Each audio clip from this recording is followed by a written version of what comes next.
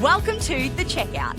We catch up with previous Add to Cart guests and ask them 5 quick questions to get to know them better and leave you with a little extra inspiration to get you through your Friday. Today's Checkout features Shaun Broughton, Managing Director for APAC and Japan and Shopify. With previous roles at Lego and Microsoft, Shaun is now spearheading Shopify's expanding presence in the world's largest market for retail e-commerce, amounting to nearly $2.9 trillion in 2021. Shaun, welcome to The Checkout. Thank you for joining us. We're here to learn more about you. We've heard all about Shopify's 2022 and your view on the Australian e-commerce market and what you predict for 2023, but here to learn a little bit more about you. So 5 quick questions. Number 1, what's the weirdest thing that you've ever bought online?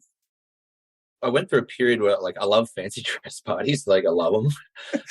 There was one that I just really had to be the guy from Where the Wild Things Is, the little boy in the outfit. Oh, yeah. With the tail and the dog ears. Yeah, but I didn't want some naff budge one. And so I went scouring the internet. I found this lady in Nebraska that I just sent her my size and height, and she custom made this beautiful Where the Wild Things Are total outfit was. So it's not, some people think that's weird. It wasn't too weird to me, but a lot of my friends think that's weird, going to that level of effort.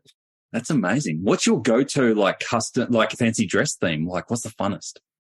Oh, anything. I think for me, I'm a bit of a raver. Anything rave inspired, I think is pretty good for me. The weirder, the better. Yeah, that's cool. I wanted to have a wet hot summer party theme like this year, but I don't think it's going to happen. All right, number 2, we're off track. Who is your favorite retailer?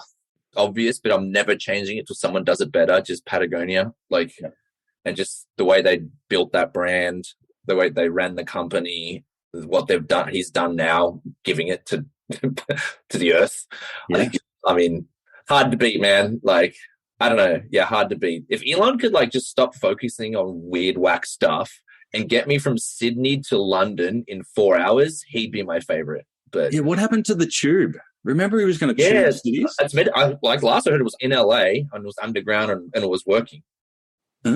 So yeah, I don't know. It's kind of fallen off the radar, but he's definitely got layers. That's not going to get me to London in 4 hours. That's true. Okay. All right. I hear. Patagonia, great example. All right. Number 3, which e-commerce practice do you wish was history? Many moons ago, we'll call it 20 years. I remember launching, we were moving from above the line, below the line, and through the line as a way we described just marketing. And we came up with this new term at Microsoft called omnichannel. I hate the thing. So it's got to be from Microsoft. I don't think.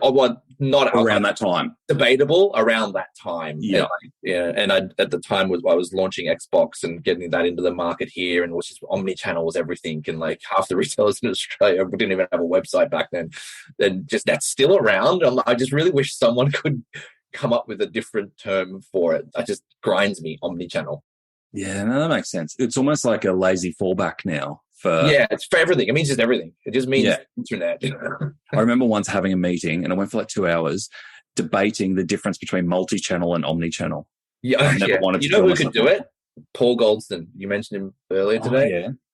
That's because he just uses robots to argue for him. Yeah, Goldie, plug that into your robot. Plug that into your AI robot and see what terminology you come up with. We need a new word for omni-channel.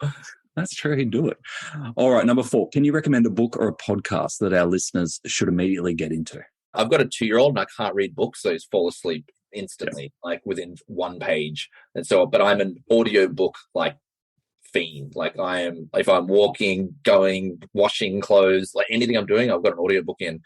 And because of just a lot of the world and the state it's in right now, I've just been kind of lately obsessed with I don't know, this isn't really nerdy, but Marcus Aurelius, and he was a general, and he invented Stoicism, and he wrote a book way back then called Meditations. Yeah. And I've been listening to that. If you haven't listened to that, give that a crack. And it's all about Stoicism. And so that right now has been really I'm wow, this is really having an impact on me. And so I've really enjoyed that. That's a great recommendation because it's one of those books that you hear referenced a lot, but you don't actually think of reading it. Because you go some Roman emperor wrote that hundreds of years ago. What's he know? And you're wow, this guy said that all the way back then. Jeez. So yeah, it's pretty good. Yeah. Great tip. Thank you. All right. Last one I have for you, Shaun. Finish this sentence. The future of retail is? everywhere that consumers are, but in a way that's not annoying. Yeah.